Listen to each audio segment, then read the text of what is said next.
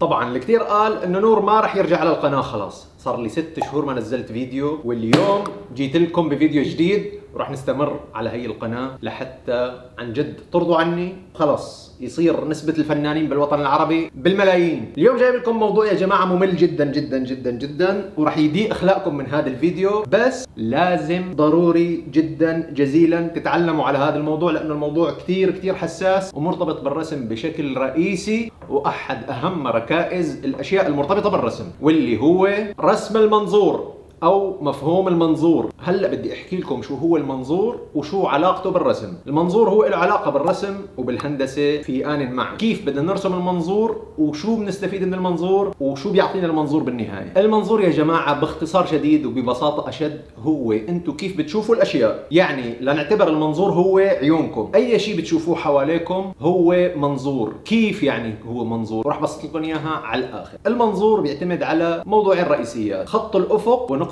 التلاشي. ما هو خط الأفق؟ خط الأفق هو اللي بتشوفوه آخر شيء بنهاية الأفق، اللي هو خط الأفق. ولنفرض أنتم واقفين بالبحر بتشوفوا بنهاية البحر خط، هذا الخط اسمه خط الأفق.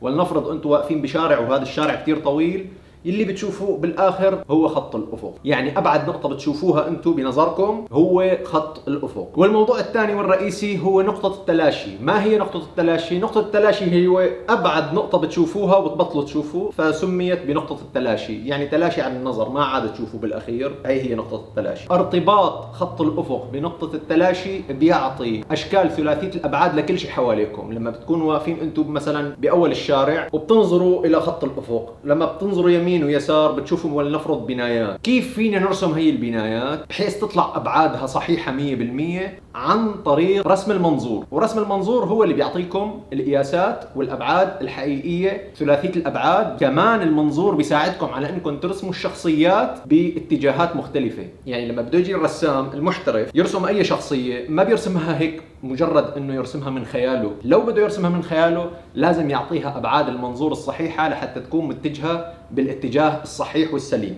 وهلا ما راح اطول عليكم اكثر من هيك، راح نبدا درسنا واعطيكم الاساسيات والاشياء البسيطه اللي توصلكم لتفهموا مفهوم المنظور. بس بدي اياكم تتدربوا على الموضوع اكثر من مره وترسموا اكثر من رسمه بنفس المبدا اللي راح نتعلم عليه اليوم. وبالدروس الجايه راح اعلمكم على مبادئ اكثر واكثر. يلا خلونا ننطلق. الادوات اللي راح نستخدمها يا جماعه ادوات بسيطه، محايه ومسطره وقلم ودفتر رسم. اذا ما عندكم دفتر رسم ارسموا على اي ورقه، الموضوع كله للتدريب لحتى نفهم مفهوم المنظور. راح نجيب المسطره ونرسم خط الافق. خط الافق ارتفاعه وانخفاضه بيختلف كثير بالرسمه وبيغير فيها كثير اشياء. شو المفهوم انه نرفعه او نخليه اوطى؟ لما نحن بنكون واقفين بمكان منخفض، ولنفرض واقفين بشارع وفوقنا هيك منتشره مباني، نحن بيكون خط الافق عنا منخفض، فبالتالي اذا بدي ارسم مباني لازم يكون الخط منخفض. او اذا انا كنت مرتفع، ولنفرض انا واقف على بنايه وعم اشوف حوالي المباني، المفروض يكون خط الافق مرتفع. فلما بيرتفع وبينخفض هذا الموضوع مرتبط بالنظر، انا وين واقف بيظهر معي بالنهايه كل شيء حوالي بشكل ثلاثي الابعاد، ولكن من ابعاد مختلفه بحسب ارتفاعي عن الارض. فبالتالي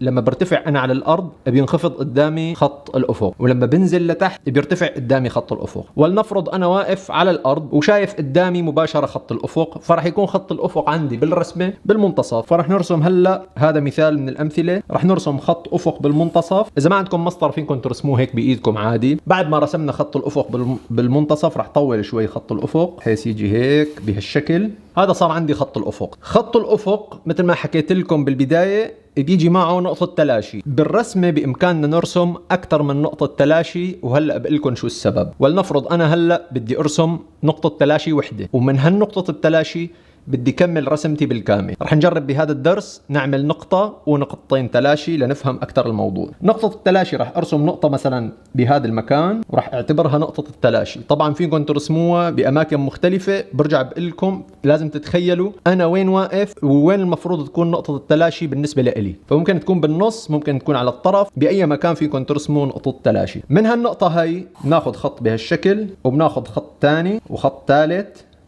وخط رابع. طبعا بامكانكم ترسموا عدد الخطوط اللي انتم حابينه. هي رسمت كذا خط، هي نقطة التلاشي الواحدة. من هالنقطة التلاشي انا حابب ولنفرض اني ارسم قرية، او حابب ارسم مزرعة، او حابب ارسم مدينة بالكامل. من هي النقطة فقط فيكم ترسموا كل هي الاشياء. وهلا رح نجرب تجربة بسيطة. هون ولنفرض بدي ارسم بيت صغير، بما يتناسب مع خط الافق برسم خط افقي وخط عمودي. تمام. طبعا هدول الخطوط اللي انتم شايفينها المفروض تشيلوها بعد ما انا عم احاول ارسمها بشكل واضح مشان تشوفوها، بس المفروض تشيلوها بعد ما تخلصوا رسمتكم او بعد ما تخلصوا خطتكم للرسم. ومن هون كمان برسم خط عمودي، ومن هون برسم خط افقي، ومن هون برسم خط افقي، ومن هون برسم عفوا هذا الخط عمودي، بعدين برجع برسم خط افقي بهذا الشكل. صار عندي هلا هون صندوق ثلاثي الابعاد. فينا نعمل ولنفرض ورا هذا الصندوق، او انا هذا عم بعمله على اساس انه بيت، نعمل بيت ثاني. كيف فينا نعمل بيت ثاني وتطلع ابعاده صحيحه مثل هذا البيت؟ بدنا نمشي على هدول الخطوط، نعتبر هدول الخطوط هن الاساس اللي بدنا نمشي عليه. ولنفرض انا راح ارسم هلا وراه بيت ثاني شكله حجمه شوي اكبر، بطلع لهون بهالشكل، وبرسم كمان خط. سماكه البيت من هون لهون فينكم تقللوها وتزيدوها بحسب بعد هذا الخط. ولنفرض انا بدي هذا البيت اكبر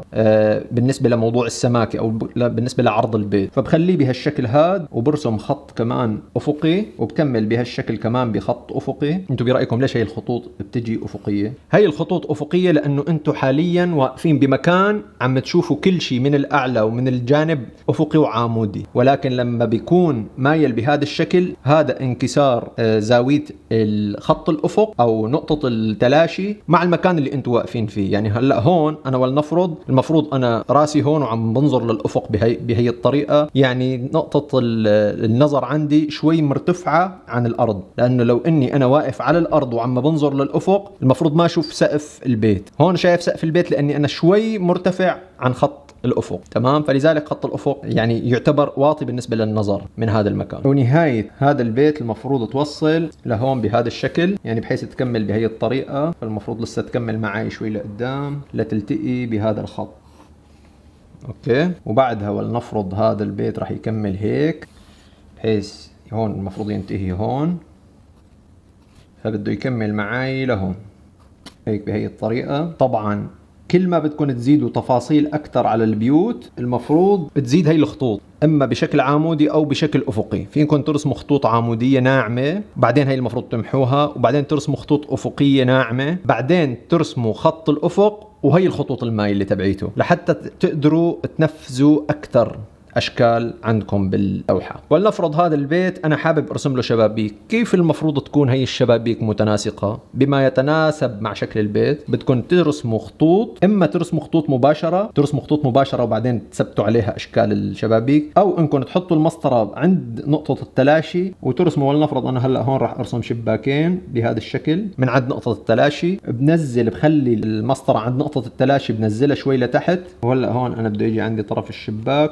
برسم نهاية الشباك كمان بهذا الشكل. طبعا فيكم ترسموه بالمسطرة، انا عم برسم بايدي مشان السرعة. تمام. بحيث يتناسب شكل الشباك مع شكل البيت. اذا بدي ارسم باب نفس الشيء، بيجي لعند نقطة التلاشي. تمام. بوقف هيك عند نقطة التلاشي. ولنفرض انا بدي ارسم الباب بهي الطريقة، بعدين بنزل خطوط بشكل عمودي، وبتقيسوها على هذا الكلام، وبتزيدوا عدد البيوت اللي بدكم اياه او بتقللوا على حسب انتم شو حابين. ولنفرض انا بدي ارسم بيت جاي بهي النقطة. لما بيكون البيت جاي بهي النقطة بيختلف شكله تماما عن البيت اللي موجود بهي النقطة. راح ارسم مثلا، اعطيكم مثال، راح ارسم من نقطة التلاشي، بعدها راح ارسم خط بهالشكل، خط بهالشكل، راح ارسم خط عمودي بخط عمودي مع خط افقي، وهذا اللي نعتبره بيت. هذا البيت جاي مقابل هذا البيت. هذا المكان ممكن نعتبره شارع، ممكن نعتبره طريق، ممكن نعتبره مزرعة، اي شيء انتم حابينه او عم تتخيلوه. هون في عنا احيانا لما بنشوف صور بتلاقي فيها صور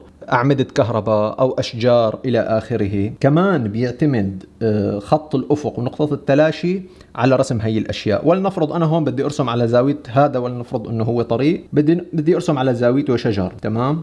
الشجر لازم يرتسموا بهي الطريقة. طبعا كل ما بدنا نقرب على نقطة التلاشي لازم الشجر يقربوا أكثر من بعض. بإمكانكم أنتم تقسموا على الآلة الحاسبة كم عدد الأشجار وكل شجرة قديش المفروض تكون بعيدة عن الثانية لحتى يكون شكلها طبيعي أكثر. ولنفرض أنا هلأ هون رح أرسم شجر هيك بطريقة سريعة. كل ما بدنا نبعد عن رسمتنا، بدنا نروح على نقطة التلاشي. المفروض الشجر يصغروا بهالشكل لحتى بالنهاية ما يعودوا يبينوا. تمام. ولنفرض انا بدي ارسم اعمدة كهرباء، كمان برسم خط مستقيم مثلا، اعمدة الكهرباء اعلى شوي من الشجر بهذا الشكل هيك لنكمل للاخير. ولنفرض هذا عمود كهرباء، عمود كهرباء هيك وموصلين ببعض بهالطريقة. طبعا انا اللي عم برسم لكم اياه هلا هيك تخيلي لحتى تعرفوا انتم كيف المفروض نرسم هي الاشياء. اوكي، هي أعمدة كهرباء وهي مثلا أشجار، أنتم فيمكن ترسموا من مخيلتكم أي شيء. ولنفرض أنا حابب أرسم الرصيف، بروح من كمان من نقطة التلاشي برجع لهون، بعدين برسم خط أرفع بهيك الشكل، بعدين خط كمان، ولنعتبر هذا رصيف. بنصير بنرسم هيك بهالشكل يا جماعة لحتى نكمل للأخير ببين معنا وكأنه رصيف. كل هي الاشياء لما بنرسمها بالاشياء الهندسيه، ان كان بدنا نرسم مدن او ان كان بدنا نرسم مثلا قصر او مصنع او اي شيء له علاقه بالبناء، لازم نعتمد على هذا الاسلوب بالرسم لتطلع معنا الرسمه.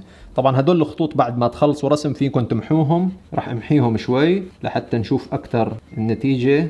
يعني هلا هذا الخط المفروض ينمحى، بتصير بتبين معكم اكثر الاشياء. لما بتخلصوا بالاخير بتلاقوا النتيجه انه طلعت الرسمه ثلاثيه الابعاد، ابعادها صحيحه كمان. يعني هلا انتم كيف بدكم تتدربوا على هذا الموضوع؟ لازم ترسموا، تتخيلوا هيك من بالكم كذا طريقه للرسم. يعني هلا هي البنايه مثلا بدي ارسم وراها كذا بنايه، ممكن تكون البنايه اللي وراها اعلى، فاذا بدي اخلي البنايه اللي وراها اعلى برسم خط كمان بيبدا من نقطه التلاشي وبيستمر بهذا الشكل.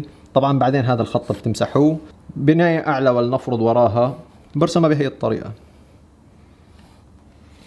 واللي وراها واللي وراها واللي وراها على حسب انتو شو حابين، كيف حابين ترسموا. تمام. هذا نقطة التلاشي المفروض تبعيته تجي لهون بهذا الشكل حتى نكمل شكل هذا المبنى. تمام. إذا حبينا مثلا نظلل هذا المكان بهالشكل، او طبعا فيكم تضيفوا الوان، فيكم تضيفوا اشياء كثيره، وكل تفصيل من التفاصيل مثل ما حكيت لكم. ولنفرض انا هون بدي ارسم شرفه على البرندة، كمان برجع على نقطه التلاشي لتساعدني باني ارسم الشرفه بابعادها الصحيحه. ممكن ترسموا شرفه، ممكن ترسموا شبابيك والى اخره، ترسموا قرى، ترسموا مدن. وكل ما بنروح من بعد لخط الافق الاشياء المفروض تصغر، بس ابعادها اذا بدكم اياها تضل صحيحه دائما تكون في عندكم خطوط رئيسيه من نقطه التلاشي لتظهر الاشياء بطريقه اجمل. وكل ما وطي هذا الخط نقطه التلاشي راح تصير تتباعد، فبالتالي المشهد راح يختلف. هذا الكلام نفسه ينطبق على رسم الشخصيات. يعني لما بدنا نرسم شخصيات، ولنفرض بدنا نرسم راس، المفروض يعني مثلا هي هون هيك بدنا نعمل نقطتين للتلاشي وهذا خط الافق، وبنصير بنرسم من خلالهم، من خلال هالنقطتين. تمام. يعني ولنفرض انا بدي ارسم راس، هذا الرأس يعني عم بعطيكم اياها هلا هيك بسرعة، هذا الرأس متجه لهذا الاتجاه، شكل الرأس بده يجي معاي. ولنفرض هي الرأس من فوق، وهذا الجانب هيك بهي الطريقة، وهذا الشخص ولنفرض عم ينظر بهذا على هذا الاتجاه. عم برسمها انا هيك بسرعة لحتى تعرفوا شو ارتباط الموضوع بنقطة التلاشي. هي الزاوية من الرسم بتختلف معكم كتير لما بدكم ترسموا أشياء مختلفة مرتبطة بخط الأفق ونقطة التلاشي. لما بنرسم أي شيء حوالينا يظهر بمظهر ثلاثية الأبعاد، لازم نعتمد على هذا الموضوع اللي هو المنظور. اتدربوا عليه وابعتوا لي على صفحتي على انستغرام لحتى اشوف شو عم يطلع معكم. شكرا على الرسائل الكثيره اللي انتم لحيتوا علي فيها بانه ارجع علمنا رسم، ارجع لدروس الرسم. فهي رجعت لكم بهذا الدرس يا جماعه، ان شاء الله تكونوا استفدتوا منه. بدي اياكم تتدربوا اكثر واكثر، وتبعتوا لي على صفحتي على انستغرام. واذا حبيتوا هذا الفيديو يا ريت تشاركوه عندكم وتعطوني لايك وتتابعوني على القناه لحتى نستمر واعمل لكم فيديوهات اكثر واكثر. حبايب قلبي شكرا كثير لكم.